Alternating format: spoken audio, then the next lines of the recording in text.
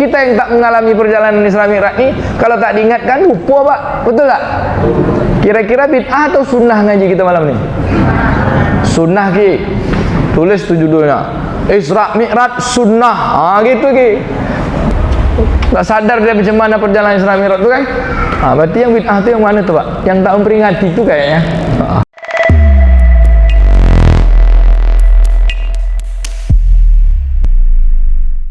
A'udzubillahi minasyaitonirrajim. Bismillahirrahmanirrahim. Assalamualaikum warahmatullahi wabarakatuh.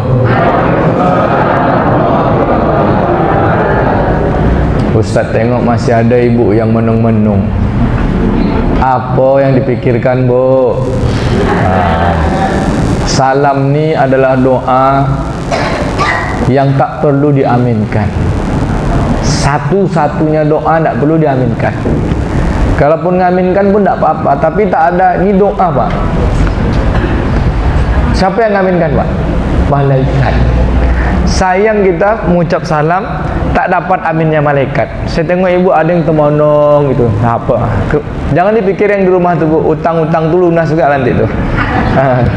Sabar, kambing tu nanti siap juga kita makan sama-sama. InsyaAllah. Saya ulang balik supaya kita dapat aminnya para malaikat. Assalamualaikum warahmatullahi wabarakatuh. Apa kabar Bapak Ibu, sehat? Belum makan kan? Alhamdulillahirabbil alamin bi ni'matil iman wal islam wa tatimmus shalihat. Asyhadu an la ilaha illallah al malikul haqqul mubin wa asyhadu anna muhammadan abduhu wa rasuluhu shadiqul wa'dul amin. Asyhadu an la ilaha illallah al malikul haqqul mubin wa asyhadu anna muhammadan abduhu wa rasuluhu shadiqul wa'dil amin.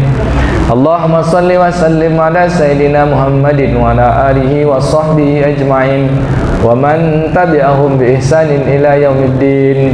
Allahumma barik lana fiha warzuqna janaha wa habib ahliha wa habib solihi ahliha ilaina.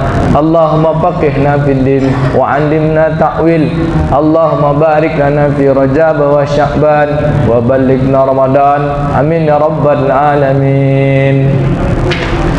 Yang saya muliakan para muallim dan muallimah, para asatiz, ustadz, ustazah, pada orang tua-tua kami, datuk, datin, encik, cik, tuan dan puan, ayah, bunda, abang, kakak, adik-adik, yang dimuliakan, yang dihormati Pak Imam kita, ustadz yang ganteng, baik hati dan disayang Allah, Ustaz Riza Akbar, dan Pak Ketua Masjid kita.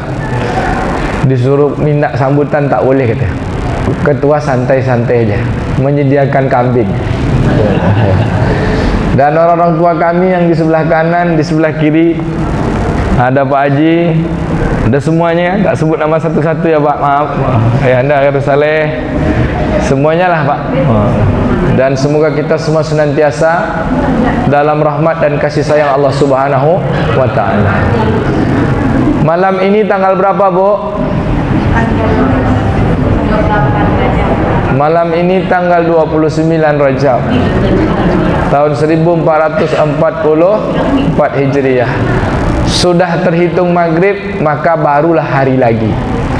Maghrib ini bukan lagi hari Ahad, tapi sudah masuk hari Senin. Dan insya Allah mudah-mudahan besok sudah masuk Sya'ban. Mudah-mudahan Rajab dan Sya'ban ini adalah bulan penuh keberkahan, bertambah-tambah kebaikan kita, insya Allah. Dan kita berharap kita dipertemukan sampai ke bulan Ramadan. Karena tak tahu-tahu tiba-tiba ada pengumuman inna lillahi wa inna raji'un, tak jumpa kita dengan Ramadan. Maka kita berharap pada Allah. Allah pemilik segala memiliki waktu dan segala kehidupan. Yang hidup tu cuma Allah. Kita ni dihidupkan. Kita minta hidupkan sampai jumpa Ramadan, sampai jumpa Ramadan, sampai jumpa Ramadan, sampai jumpa Ramadan, sampai jumpa Allah. La ilaha illallah. Apa ngaji kita malam ni Bapak Ibu? Ngaji peringatan Isra Mi'raj. Peringatan tu bahasa Jawanya eling. Ya, Ustaz? Jadi kita eling-eling Isra Mi'raj, mengingat-ingat perjalanan Isra Mi'raj, memperingati. Berarti kita ngingat, karena kita sering lupa kalau tak diingatkan. Betul tak? Ya. Tapi ada pula orang bilang kalau memperingati Isra Mi'raj itu bid'ah, karena Nabi tak pernah memperingati Isra Mi'raj. Kenapa Nabi tak memperingati? Karena Nabi langsung mengalami. Kalau udah mengalami perjalanan Isra Mi'raj, ya tentu Nabi sendiri yang terlalu ingat. Tentu takkan pernah lupa. Kita yang tak mengalami perjalanan Isra Mi'raj ini, kalau tak diingatkan lupa, Pak. Betul tak? Kira-kira bid'ah atau sunnah ngaji kita malam ini? Sunnah ki. Tulis tu judulnya. Isra Mi'raj sunnah. Gitu ki. Baik, kita ngaji Isra Mi'raj. Kita ngingat-ngingat ya, Bu ya. Karena memang ingat ni adalah amalan yang Allah perintahkan setiap hari. Namanya zikir. Bahasa Arab namanya zikir, bahasa Jawa jenenge eling, bahasa Minang ingek ya kan gitu kan. Kalau bahasa Melayu sadar, ayah masih sadar ya, gitu. Jadi orang kalau nak ingat memperingati Isra Mi'raj tu dia tak sadar tuh, Pak. Tak sadar dia macam mana perjalanan Isra Mi'raj tu kan. Berarti yang bid'ah tu yang mana tuh, Pak? Yang tak memperingati tu kayaknya. Jangan diprovokasi lagi, kena kejar awak nanti. Bapak Ibu yang dimuliakan Allah Subhanahu wa taala. Setiap tahun kita memperingati Isra Mi'raj. Untuk apa? Untuk belajar sejarah Nabi. Untuk apa kita belajar sejarah Nabi? Untuk melahirkan, menghadirkan, memunculkan apa? Rasa cinta yang berlebih kepada Nabi sallallahu alaihi wasallam. Kenapa? Karena perjuangan Nabi sallallahu alaihi wasallam, Nabiuna Muhammad sallallahu alaihi wasallam, Nabiuna wa maulana wa syafi'ina Muhammad sallallahu alaihi wasallam. Kalaulah tak ada Nabi Muhammad tu, Pak, takkan Allah ciptakan bumi dan langit ni. Kalau taklah tak ada Nabi Muhammad ni, takkan ada yang masuk surga.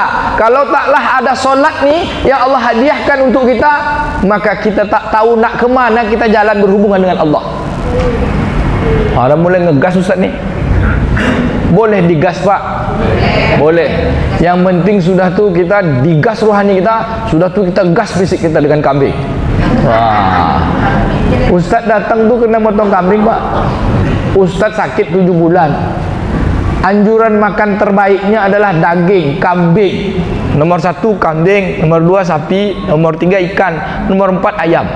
Kalau ada kambing, kejar. Tak usah takut kambing takkan darah tinggi. Kambing tu sering cuma dikambing hitamkan aja cuma. Iya. Tapi jangan banyak makan nasinya, sikit aja. Kambingnya banyak. Dah kita ngaji Isra Mi'raj, bukan ngaji kambing. Baik Bapak Ibu yang dimuliakan Allah. Isra wal Mi'raj adalah dua peristiwa yang dialami Nabi, bukan satu. Satu kejadian tetapi dua peristiwa. Peristiwanya ada peristiwa Isra dan ada peristiwa Mi'raj.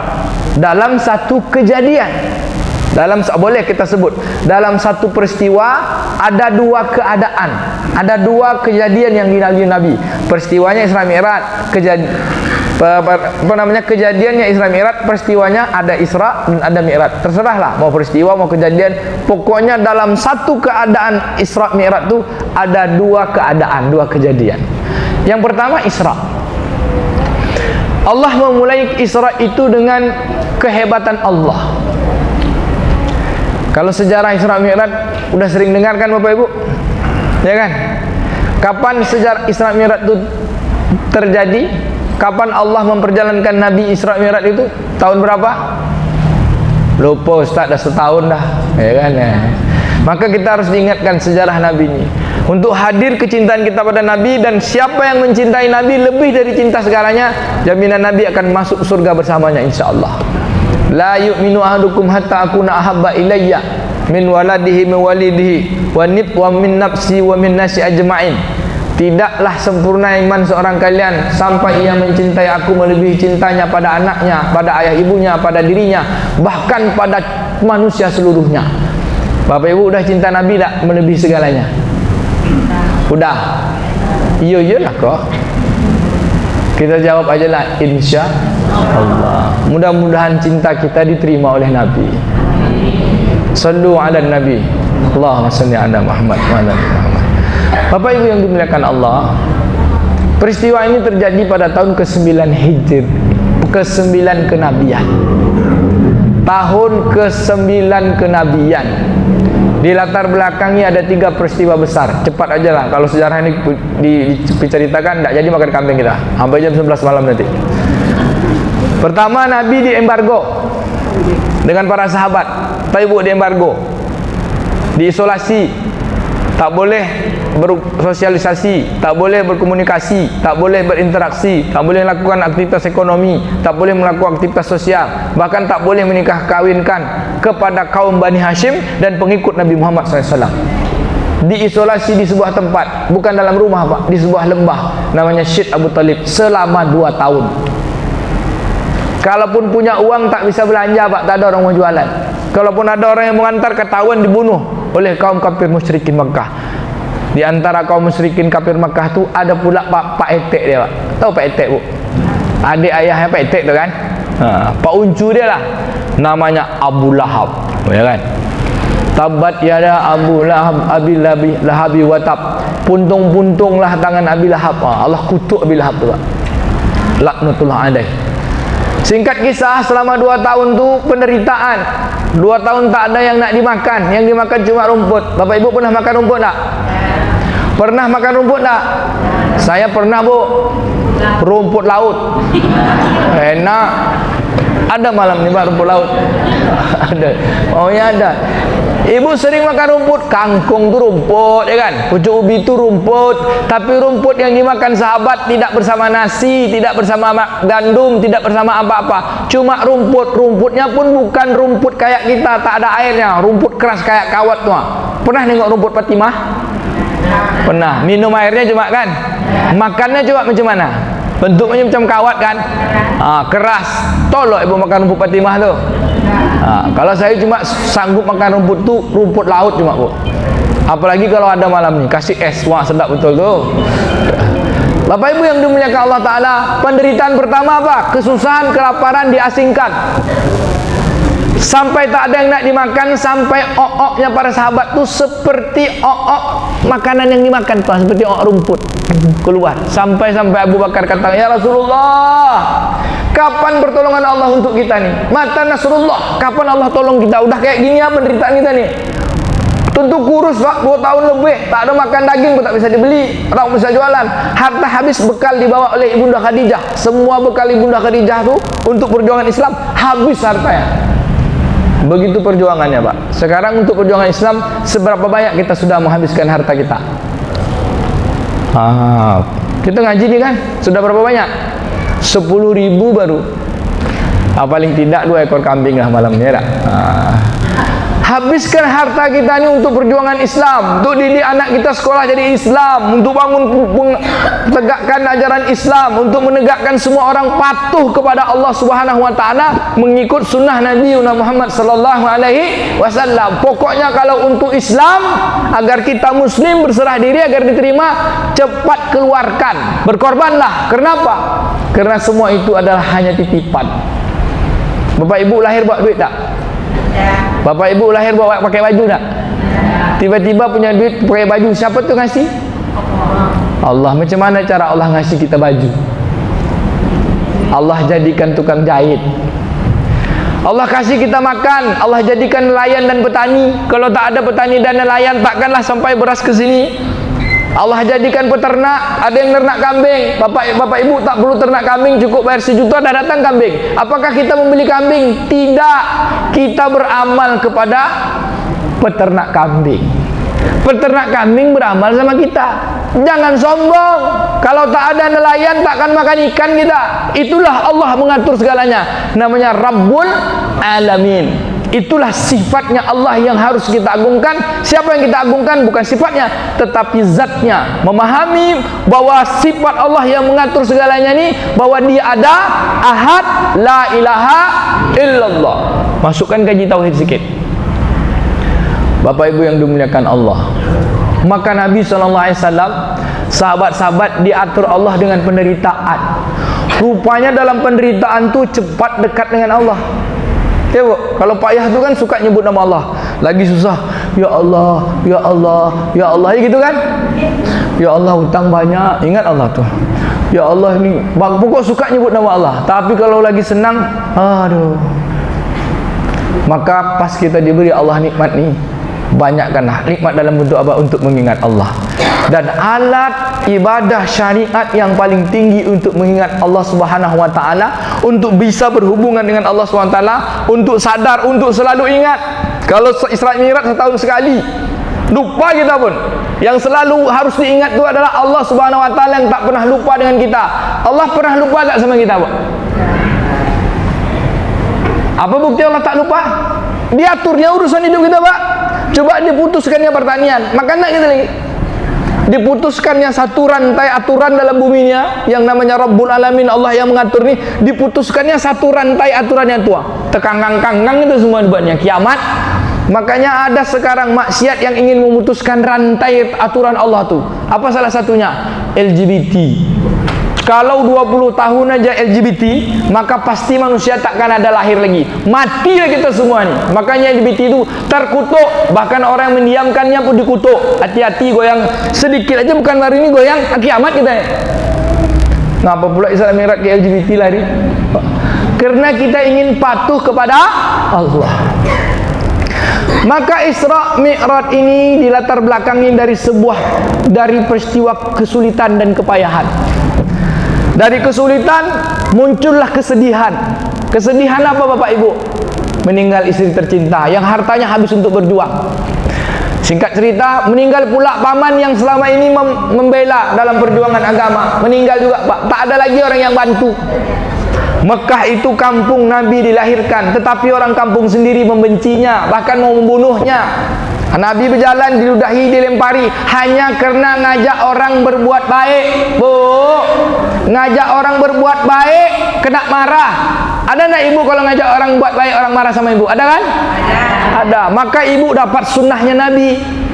Ya bu, ngaji ke masjid ya bu, bu ikut wirid ya bu. Pasti dia bilang, sok alim, ya kan bu? Wah, tak apa-apa, karena memang sunnahnya itu, fitrahnya ngajak kebaikan tuh pasti dibenci orang. Jadi pengurus masjid nih bu, kerjanya jarang ada orang puji. Iya bu, jadi pengurus masjid ini sudah tak digaji, ya kan? Tapi dapat apa? 3M. Kalau dia berprestasi, pengurus masjid ini tak pernah dipuji. Kalau salah kena caci. Iya kan Pak Ji? Bukan Pak Ji ini, awak pengurus masjid juga. Kalau salah kena caci maki, kalau betul tak pernah kena puji. Karena Nabi itu tak ada yang puji, yang cukup Allah saja yang puji. Jadi pengurus masjid ini tekan-tekan perasaan sikit, tapi ada pujian dari Allah. Allahu Akbar. Nanti tanya tuh, itu beli kambing itu duit dari siapa tuh? Padahal yang mencuil-cuil itu dia tak ke masjid tuh Pak. Makan kambing katanya. Coba antar kambing itu ke dia, dimakan itu. Kemana lah cerita kita malam ini. Baik Bapak Ibu yang dimuliakan Allah. Dah, peristiwa itu dimulai dengan kesusahan, dilanjutkan dengan kesedihan. Dari kesedihan puncak, Nabi terusir dari kampung sendiri, diancam bunuh, pergi ke kampung lain. Ibu tinggal ke Rumbai. Orang Rumbai ini tak ada lagi suka sama ibu. Padahal Bapak Ibu ngajak orang kebaikan. Sedih tak hati Pak? Bukan ngajak maling, bukan ngajak merampok, bukan ngajak jahat, ngajak masuk surga, marah orang sama awak. Macam mana perasaan tuh? Ngajak orang masuk surga, marah orang. Sama kayak kita ke istana presiden yuk, ini apa fasilitas? Kena nampak barang tu dunia, berebut orang. Tapi kena surga itu memang harganya mahal, perlu iman, dan orang menyampaikannya tu pahalanya besar. Yang menyampaikannya pahala besar. Tentu pahala orang menyampaikan tu tentu sedikit banyaknya pasti kena caci maki. Malam hari ini Bapak Ibu sepakat dengan saya, Bapak Ibu senang. Tapi di balik ceramah saya ini banyak juga orang maki saya ni. Ya kan? Ya biasalah sunnah kenabian. Nabi yang dah jelas benar ngajak orang masuk surga, pasti ada musuhnya. Maka setiap ada kebaikan, pasti ada kejahatan yang menyertainya. Setiap ada Nabi, pasti kalau ada Nabi Musa, ada Fir'aun. Kalau ada Nabi Muhammad, ada Abu Jahal. Jadi tak usah pikir semua orang ni mau baik. Santai aja. Boleh Pak? Boleh. Kita urus masjid ni santai aja. Ya Pak Ji? Santai aja. Itu tuh butir-butir perjuangan aja. Kalau tak ada orang tuh, tak enak pula kita masuk surga, ya kan? Masuk surga langsung, penuh perjuangan. Surga tuh mahal, Pak. Nabi lah bentuknya kesusahan dan kesulitan, sehingga tahun itu disebut dengan Amul Hazan, tahun penuh kesedihan. Kalau orang sedih biasanya apa obatnya, Bu? Bu, sedih, susah, penderitaan, obatnya apa? Jalan-jalan. Kapan kita jalan-jalan, Pak? Ini sikit-sikit kita sedih dikasih makan, tambah naik tensi kita, Bu. Kalau buat jalan kan agak healing tuh.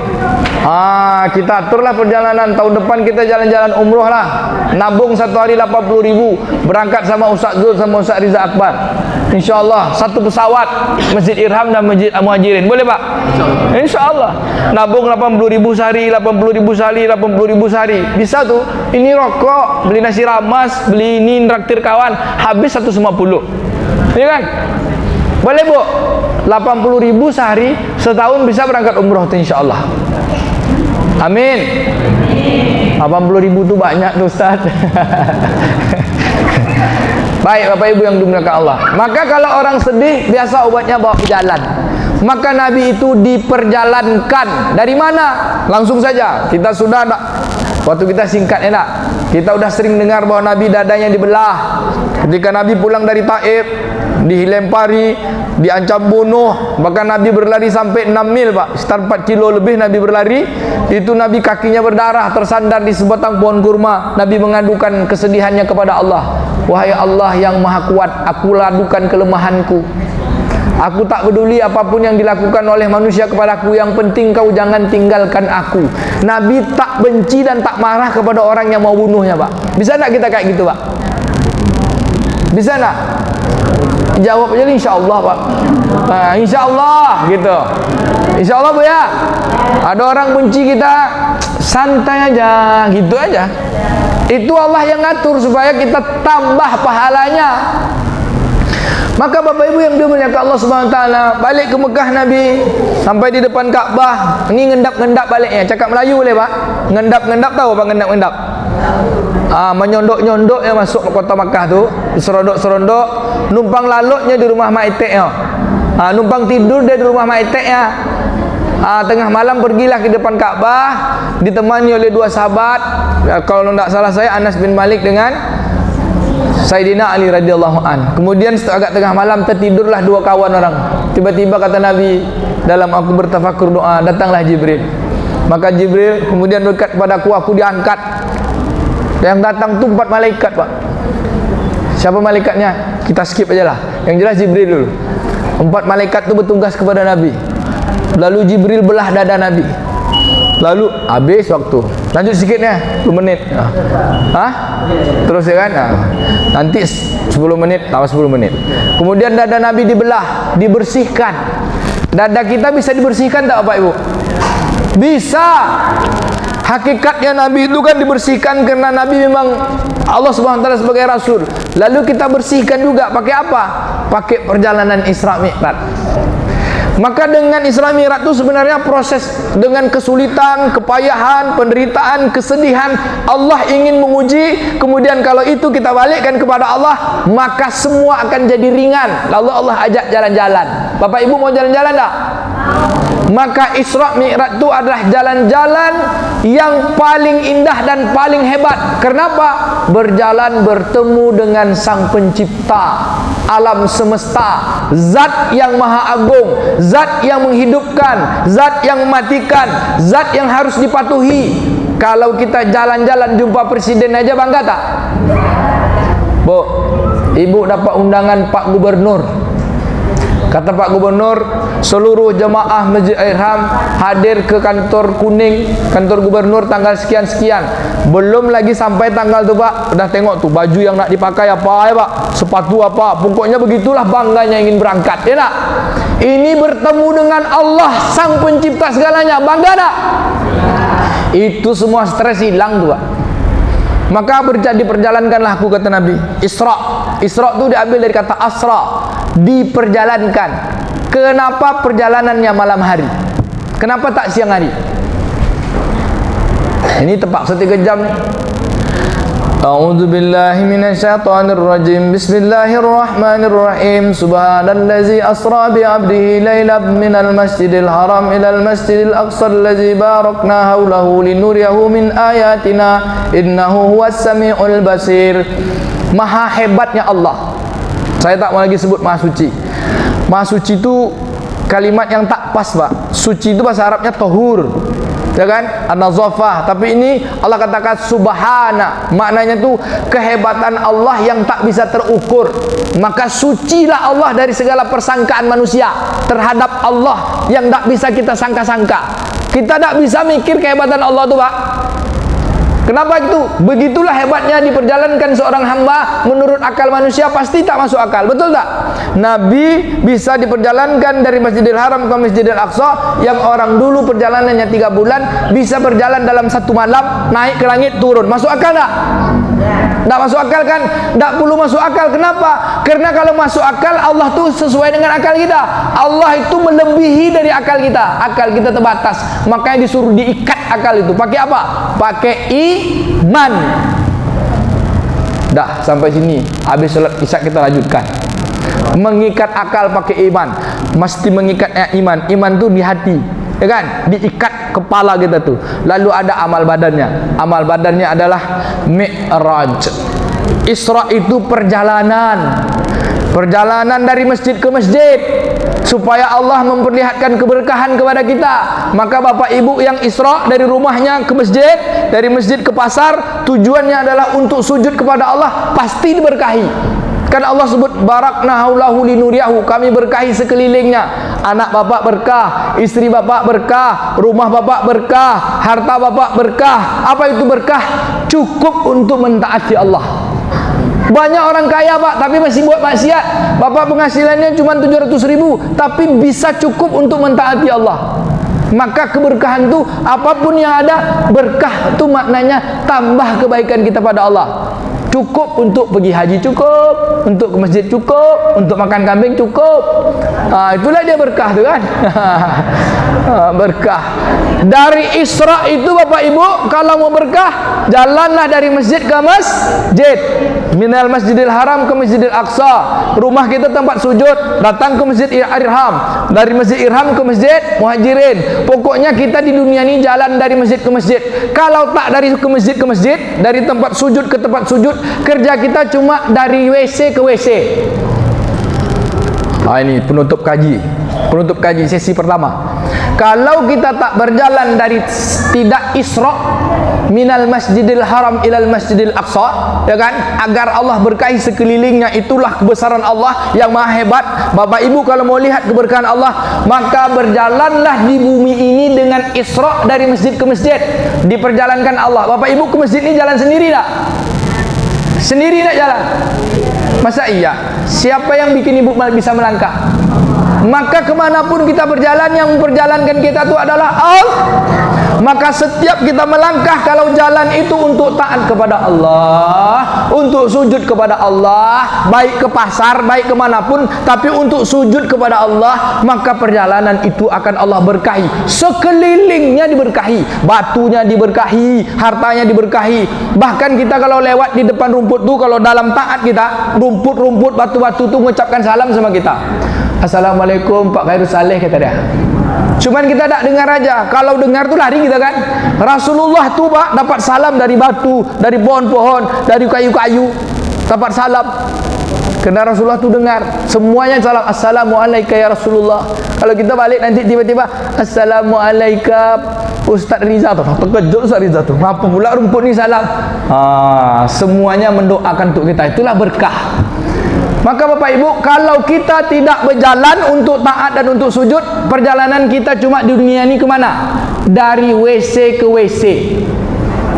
Bu, ke masjid tak bisa. Ke WC bisa tak kita tak bisa, Bu?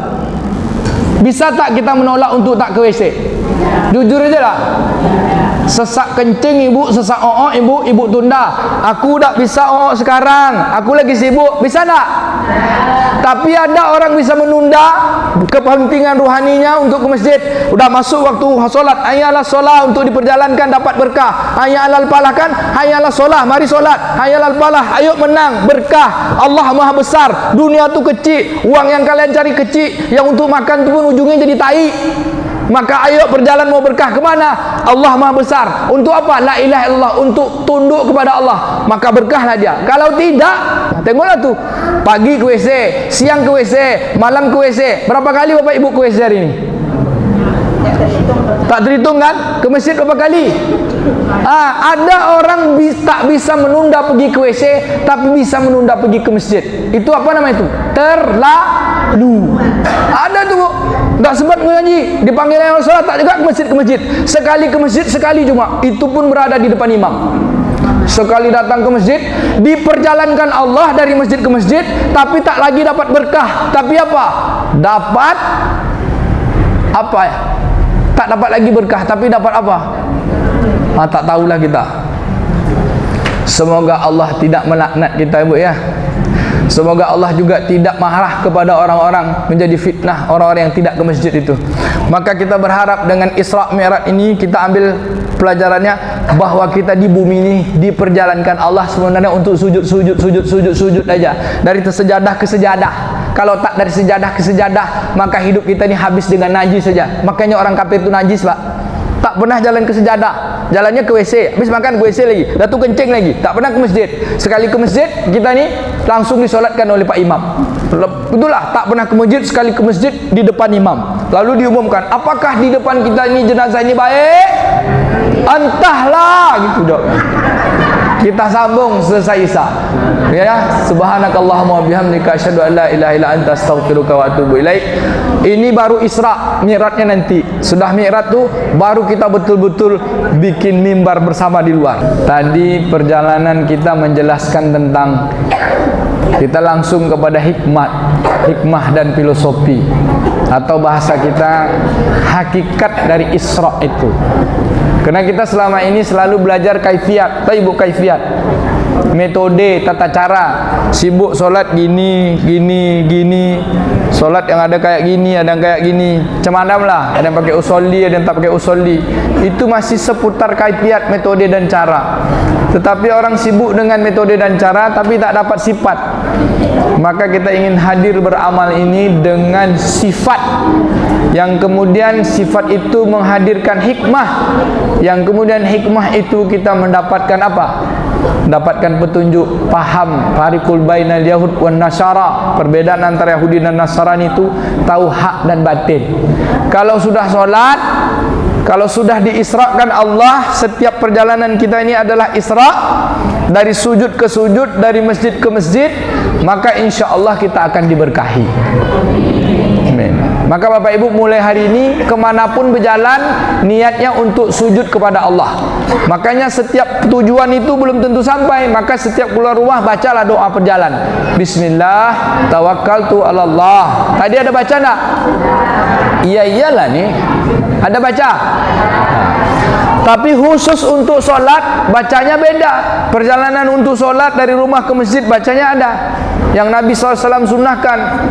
Bacaan doanya apa bu? Allahumma ja'alni fi qalbi nur, wa fi sam'i nur, wa fi basari nur, wa an yamin nur, wa an simali nur, wa min amami nur, wa min khalfi nur, wa min tahti nur, wa min fawqi nur. Allahumma a'tini nur. Apa bu? Nur. Saya kemana-mana dengan nur bu. Kiri, kanan, muka, belakang, nur. Itu dia bu, Nur Hasanah, istri Yayang Bebek saya bu. Ada mirip-mirip Arab situ bu. Tengoklah, kayak mirip-mirip Arab, tapi Arab maklum aja maksudnya. Nampak ibu bu? Nampak. Sapu-sapu lah istri saya bu. Wah itu. Yang macam-macam orang Arab tuh bu, tapi Arab maklum. Bapak Ibu yang dimuliakan Allah Ta'ala, di bumi ini kita Isra pak. Kemana-mana jalan tuh Isra. Kita ini diperjalankan. Tidak ada kita ini yang bisa berjalan. Tak ada kita ni yang bisa ngomong kecuali diajarkan ngomong. Tak ada kita ni yang bisa berjalan kecuali diajarkan jalan. Siapa yang mengajarkan kita? Allah dengan pengaturannya melalui ibu kita. Sebelum ibu kita, nenek kita. Sebelum nenek kita, Nabi Adam dan ibunda Hawa. Siapa yang mengajarkan itu semua? Dari Allah. Maka semua itu datangnya tak ada kecuali dari zat yang maha pengatur. Siapa dia? La ilaha. Ada berapa kali kita nyebut la ilaha illallah? Tak juga kita masuk surga, kacau kita ni. Bapak Ibu, setelah Isra itu kita Mi'raj. Maka kita dari satu tempat, dari WC ke masjid, dari rumah ke masjid, dari mana-mana tu kan untuk sujud, untuk bertemu Allah. Sujud tu untuk patuh. Maka dalam kepatuhan tu kita Mi'raj. Saya singkat aja ya Pak ya, yang poin-poinnya aja. Apa itu Mi'raj? Naik. Naik ke mana? Naik ke tempat untuk bertemu dengan Allah. Rasulullah SAW dimi'rajkan naik ke langit pertama, jumpa Nabi Adam. Naik langit kedua, jumpa Nabi apa Bu? Siapa dapat? Dengan tengok google.com. Kasih hadiah 50.000. Lupa kan? Naik langit kedua, jumpa Nabi Isa dengan Nabi Ilyasa. Naik langit ketiga, jumpa Nabi Yusuf alaihissalam. Naik langit keempat, jumpa dengan Nabi Harun alaihissalam. Naik langit kelima, jumpa Nabi Idris alaihissalam. Naik langit keenam, jumpa Nabi Musa alaihissalam. Pas jumpa Nabi Musa ni, Nabi Musa nangis. Nangis Nabi Musa. Sebelum itu jumpa Nabi itu semuanya mereka mengucapkan salam sama Nabi, kemudian doakan keberkahan Nabi. Lanjutlah perjalanan itu bersama malaikat Jibril. Pas sampai langit ke-6 jumpa Nabi Musa, salamku dijawab, aku mengucapkan salam, salamku dijawab, kemudian dia mendoakan aku. Tiba-tiba terjadi peristiwa yang berbeda. Nabi Musa menangis. Nangis Nabi Musa ketemu Rasulullah Pak, dalam kitab Qisasul Anbiya, dalam kitab juga Sirah Nabawiyah. Ngapa Nabi Musa nangis? Rasulullah tanya, ngapa nangis wahai Musa? Aku sedih, umur aku panjang. Sampai berapa tahun umur Nabi Musa? 400 tahun? 600 tahun? Berapa tahun? Lebih dari 400 tahun umur Nabi Musa. Tapi kata Nabi Musa, aku panjang umurku, yang masuk surga dari umurku yang panjang umurku tua, masuk surga sedikit cuma. Kau umurku pendek cuma Muhammad sallallahu alaihi wasallam, tapi umatmu banyak masuk surga. Nangis dia. Masya Allah, iri dia Bu, nangis. Kemudian Nabi Muhammad masih melanjutkan perjalanan ke langit ke-7. Jumpa orang yang mirip kali dengan dia. Siapalah orang ini, kata dia. Ucapkan salam, salam pun jawab. Ternyata dia adalah datukku Ibrahim alaihi salam. Maka dia mengucapkan salam, salamku dijawab, doakan keberkahan. Lalu kami naik ke satu tempat yang lebih tinggi dari itu, namanya Sidratul Muntaha inda Jannatul Ma'wa. Bapak Ibu, perjalanan Isra Mi'raj itu perjalanan badan atau perjalanan roh? Perjalanan badan sekaligus perjalanan roh. Kenapa Allah katakan subhanallazi asra bi abdihi? Allah memperjalankan maha hebat Allah yang memperjalankan hambanya. Ada orangnya, ada ruhnya sekaligus. Berapa kecepatannya Pak? Barkun, kecepatan kilat. Berapa kecepatannya tuh? Ya Allah yang maha hebat lah yang bisa memperjalankan tuh. Kalau tak begitu Allah tak hebat, ya kan Pak? Maka kehebatannya tak mampu kita ukur. Maka Allah mulai dengan maha suci Allah dari segala persangkaan manusia, persangkaan makhluk terhadap kehebatan dan kebesaran Allah. Tak bisa kita ukur. Siapa yang besar itu Pak? Allah. Yang mana Allah itu? Yang memiliki kekuasaan yang harus kita patut, yang memiliki sifat berkuasa, menciptakan, menghidupkan, mematikan, yang maha hebat. Siapa dia? Allah. Allah itu siapa? Zat, bukan sifat. Paham? Paham Bu? Tahu zat dengan sifat? Zulkarnain punya sifat suka menyapa orang. Assalamualaikum, Assalamualaikum, Assalamualaikum. Baiklah Ustaz tu, sifatnya baik. Tapi kita hormat tu bukan kepada baiknya, kepada sifat yang Assalamualaikum. Kita sayang, ibu sayang dengan Zulkarnain. Iya, sayang kenapa? Karena dia suka penyapa. Bukan kepada penyapanya yang ibu bapak sayang, tapi kepada Zulkarnainnya. Paham? Allah mengaturkan hidup kita ini, mengatur, menciptakan, menghidupkan, mematikan, menjadikan petani, menjadikan nelayan, jadi orang kaya, jadi orang miskin. Itu semua Allah yang ngatur. Maka yang mengatur itu kita bukan taat kepada yang mengatur aturannya itu, tetapi kita taat kepada yang mengatur. Taat kepada mengatur tentu telah kita ikuti aturannya. Ada orang ikut aturan tapi tak taat pada yang mengatur, namanya pembangkang. Lanjut 5 menit lagi. Saya tak bisa ikut, tak tidak bisa makan. Kalau ustaz tak bisa ikut makan, bungkus kambing boleh? Kadang saya mau jemput anak di bandara. Beliau dari Jakarta, dari Kemah Nasional Sekolah SDIT se-Indonesia. Bapak Ibu yang dimuliakan Allah, maka perjalanan Mi'raj ini maksudnya naik. Di bumi ini kita masih sujud dapat berkah. Naik itu untuk apa, Pak? Dapat kenikmatan. Bapak Ibu, Assalamualaikum. Naik itu enak tak? Namanya naik. Naik itu enak tak? Naik pangkat, naik tangga, naik rumah, semua namanya naik itu enak. Maka tak ada naik yang lebih enak kecuali naik bertemu Allah Subhanahu wa ta'ala. Naik bisa lihat surga, naik bisa lihat neraka. Maka orang solat itu, kata Nabi SAW, as-salatu mi'rajul mu'mini. Solat itu mi'raj. Perjalanan kita tadi Isra, Pak. Solat itulah mi'rajnya. Maka solat itu adalah mi'rajnya bagi kita, seperti Nabi juga naik ke Sidratul Muntaha. Maka solat adalah hadiah terbesar untuk kita, agar kita bisa bertemu dengan Allah sering-sering. Bu, Pak, orang yang dekat sama Pak Gubernur kira-kira hebat tak? Waktu bilang, tuh kawan Pak Gubernur tuh, Pak KPU, oh ya kan, kawan Pak Gubernur, kawan Pak ini, senang kita. Lalu ada orang yang hari-hari bertemu Allah, hebat tak? Iya iyalah nih. Kita kadang-kadang lebih menghargai orang yang dekat dengan pejabat ketimbang orang dekat dengan Allah Ta'ala. Betul tak? Betul. Mulai hari ini orang dekat pejabat kita hormati, orang yang dekat dengan Allah kita muliakan. Karena dia dekat sama Allah. Kalau orang dekat sama Allah berarti dia kekasih Allah. Paling tidak nanti dia dapat syafaat Nabi, kita numpang ikut syafaat dia. Kalau Pak Haji Ketua Masjid Irham ni orang dekat sama Allah, nanti dia syafaat Nabi, dibawa dia awak. Ya kan? Kita ikut-ikut bawa. Kita dapat syafaatnya, terus bilang, Pak Haji awak kawan Pak Haji. Ya Rasulullah tu kawan awak. Kawan awak tu dia dekat juga sama awak.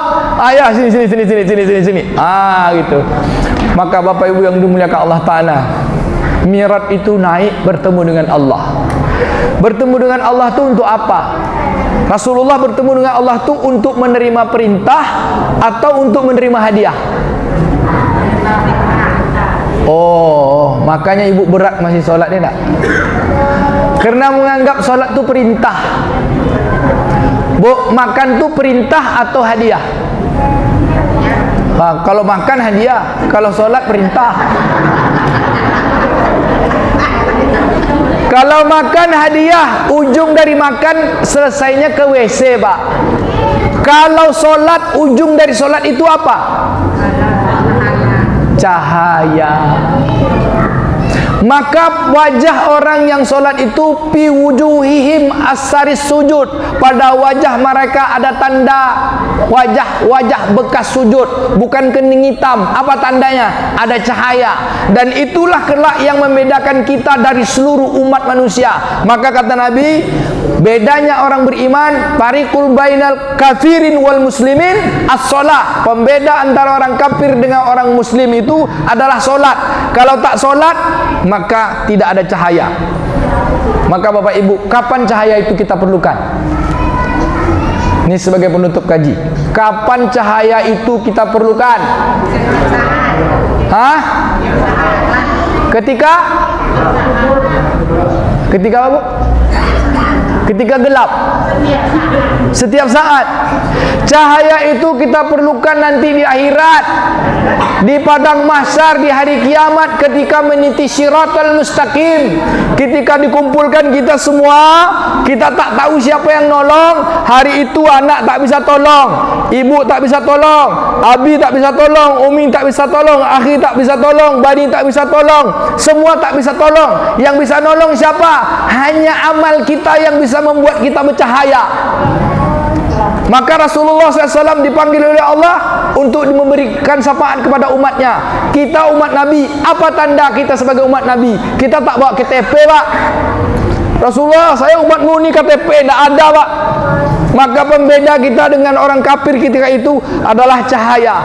Lalu ketika itu dikumpulkanlah orang cahaya. Itulah solat tu minta cahaya. Allahumma ja'alni fi qalbi nur, wa fi sam'i nur, wa fi basari nur, wa an shimali nur. Hafalkan doa nur tu ya, Bu. Saya tiap hari dengan nur, Bu. Itulah dia, langsung hafal saya. Tidur sama nur, makan sama nur. Tadi ngantuk saya, Bu, si nur juga yang nyupirkan, Bu, siang tadi.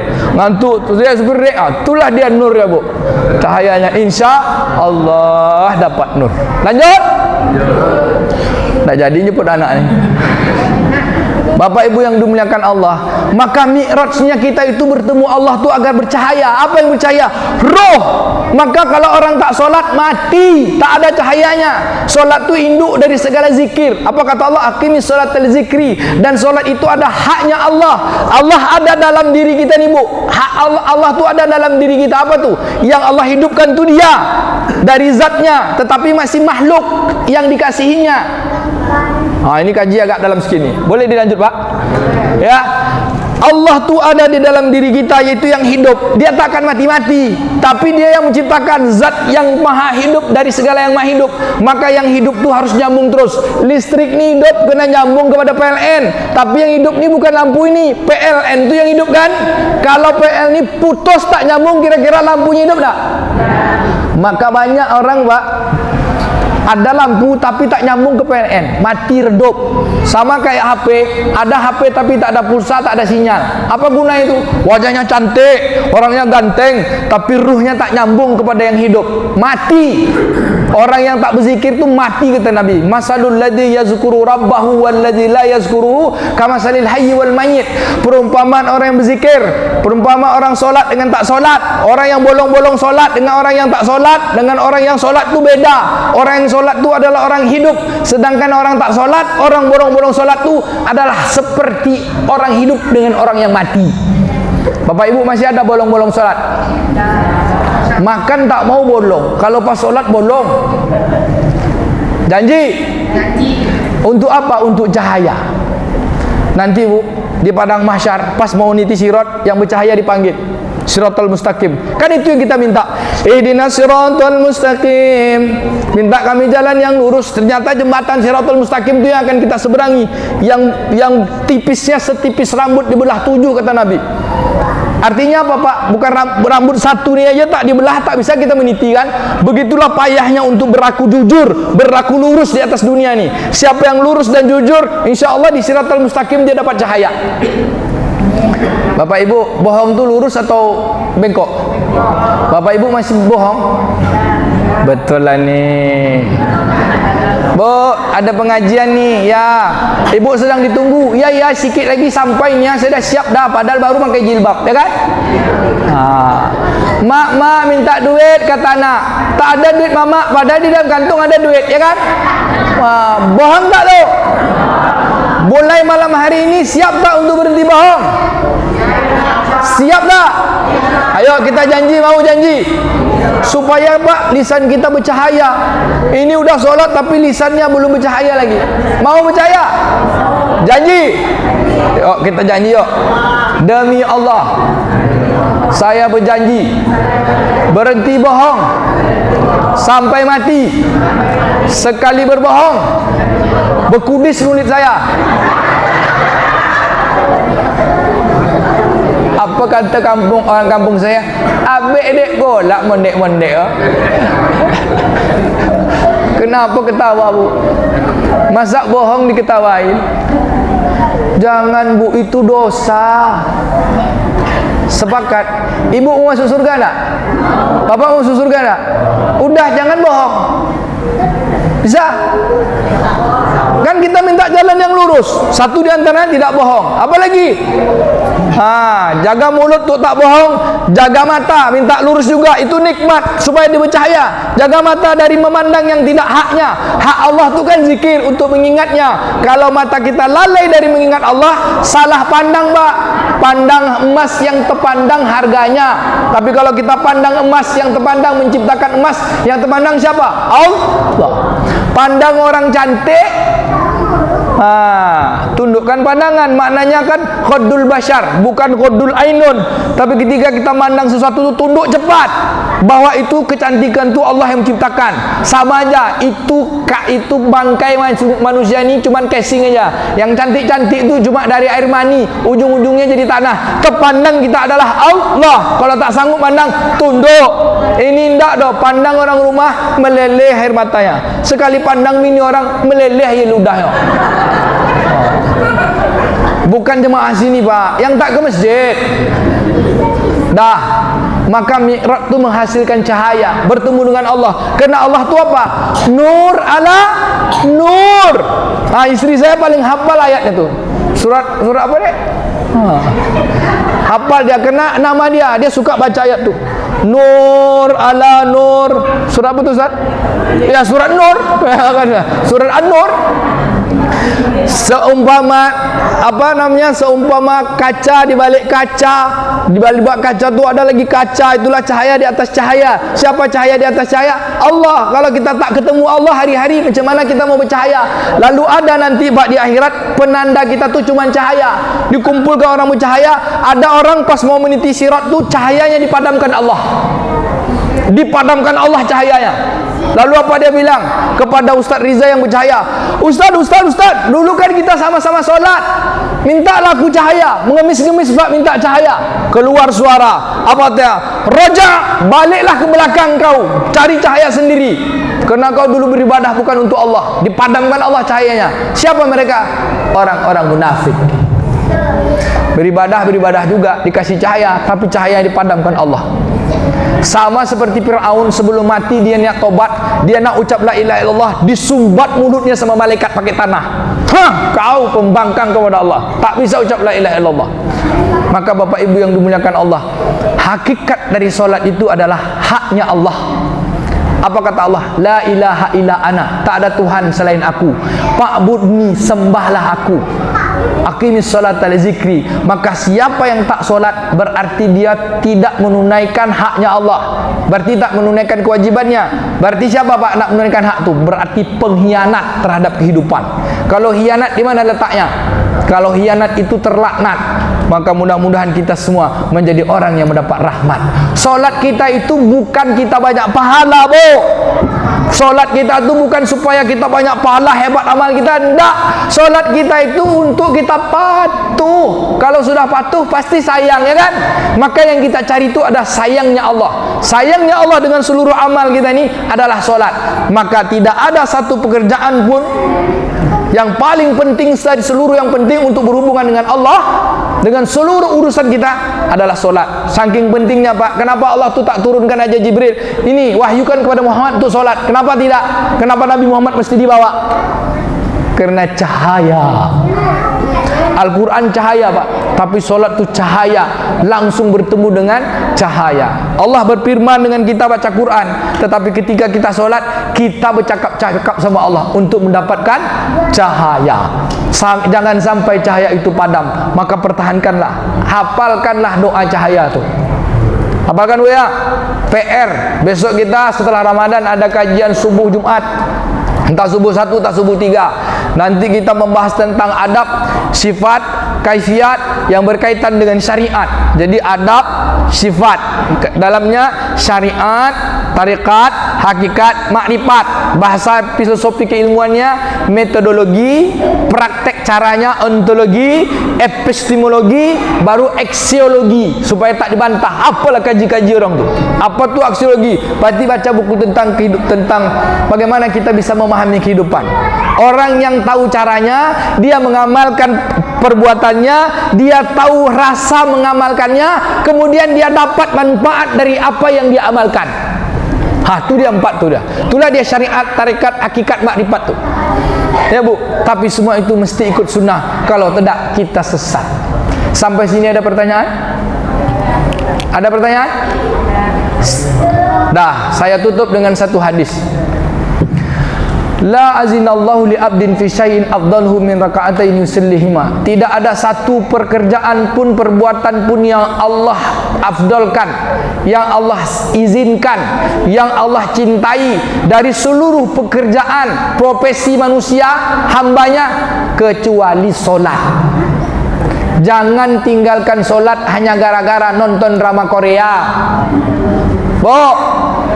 Jangan tinggalkan solat Pak hanya gara-gara bercerita di kedai kopi. Kalau Bapak yang ke masjid ni percaya saya Pak, tapi yang di luar masjid tu, maka solat ni adalah haknya Allah, penyelamat kita. Maka Allah katakan, wasta'inu bisabri wassalah, minta tolonglah dengan sabar dan solat. Orang solat itu akan melahirkan akhlak sabar. Maka itu semua berat kecuali orang yang khusyuk. Illa alal khasiin. Siapa orang yang khusyuk? Yaitu orang yang khasyah, terhindar dirinya dari maksiat. Makanya Allah katakan Al-Ankabut 45, aqimis shalah inna sholata tanha 'anil fahsya'i wal munkar. Tegakkanlah solat, nanti kamu akan Allah jauhkan dari segala perbuatan keji dan mungkar. Jika kita ingin memperbaiki diri kita, ingin memperbaiki ekonomi kita, memperbaiki negeri kita, memperbaiki semua urusan kita, perbaiki urusan kita dengan Allah. Maka urusan kita dengan Allah yang pertama kali solat, perbaiki solat. Siapa yang perbaiki solatnya, pasti Allah perbaiki urusan dia. Tapi siapa yang mencuaikan solatnya, pasti Allah cuaikan dia. Sampai sini paham?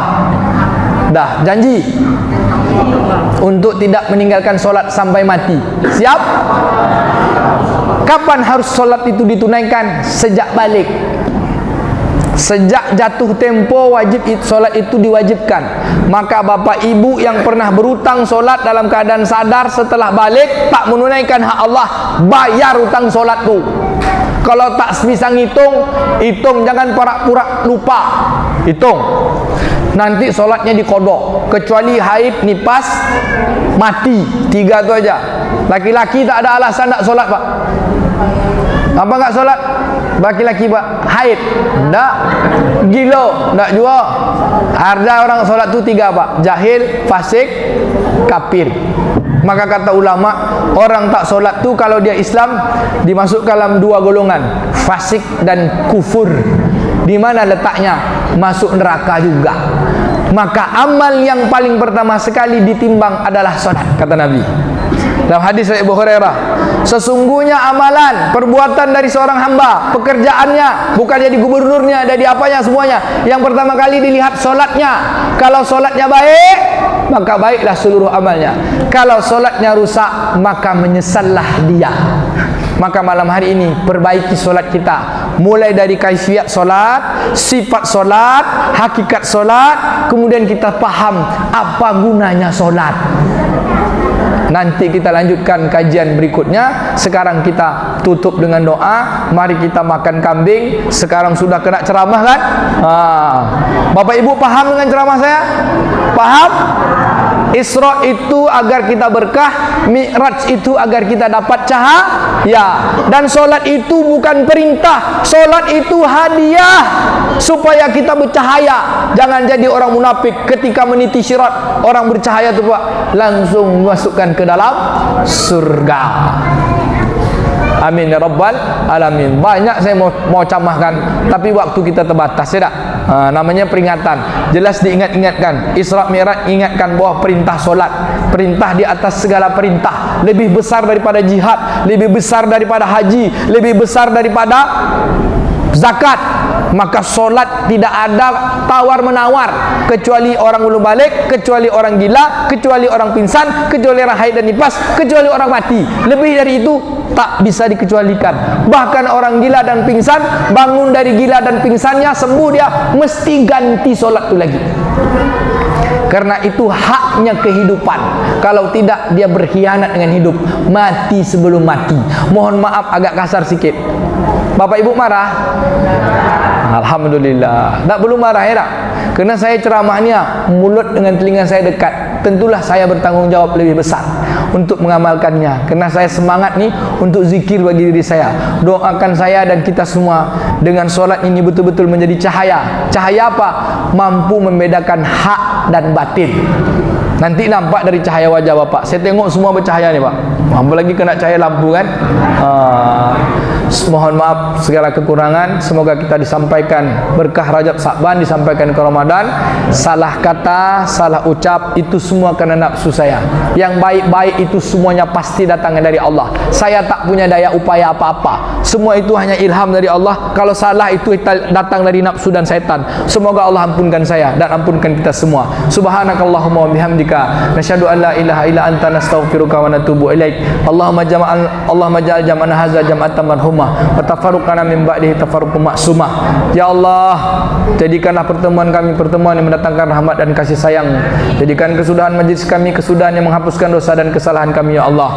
Ya Allah, berkahilah kami di bulan Rajab dan Sa'ban, sampaikan kami ke bulan Ramadan ya Allah. Jadikanlah kami ahli solat ya Allah. Anak-anak keturunan kami ahli solat ya Allah. Matikanlah kami dalam keadaan solat ya Allah. Solat kami jadikanlah cahaya ya Allah. Penglihatan kami cahaya, pendengaran kami cahaya, hati kami cahaya, pikiran kami cahaya, di langkah kaki kami cahaya, atas muka belakang keluluh kami jadikanlah kami cahaya ya Allah. Nur ya Allah, berikanlah nur kepada kami ya Allah, sehingga kami mampu membedakan terang mana baik, mana buruk, mana hak, mana batil, mana halal dan mana yang haram ya Rabbal Alamin. Beri kami taufik di atas hidayah yang telah Kau tunjukkan kepada kami di atas jalan Islam. Matikan kami dalam keadaan muslim yang mengamalkan Islam.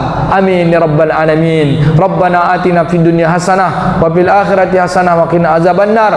Allahumma khtim a'malana wa ajalana bi husnil khatimah bi qauli la ilaha illallah wa sallallahu ala nabiyina Muhammadin wa ala alihi washabbihi ajma'in. Subhanaka Allahumma wa bihamdika nasyhadu an la ilaha illa anta nastaghfiruka wa natubu ilaik. Ampun kami dan kami bertobat padamu ya Allah. Sesungguhnya segala urusan hanya kembali kepadamu ya Allah. Walhamdulillahirabbil alamin. Segala puji bagimu yang telah mengatur kami untuk jadi orang baik. Jadikanlah kami baik setiap saat.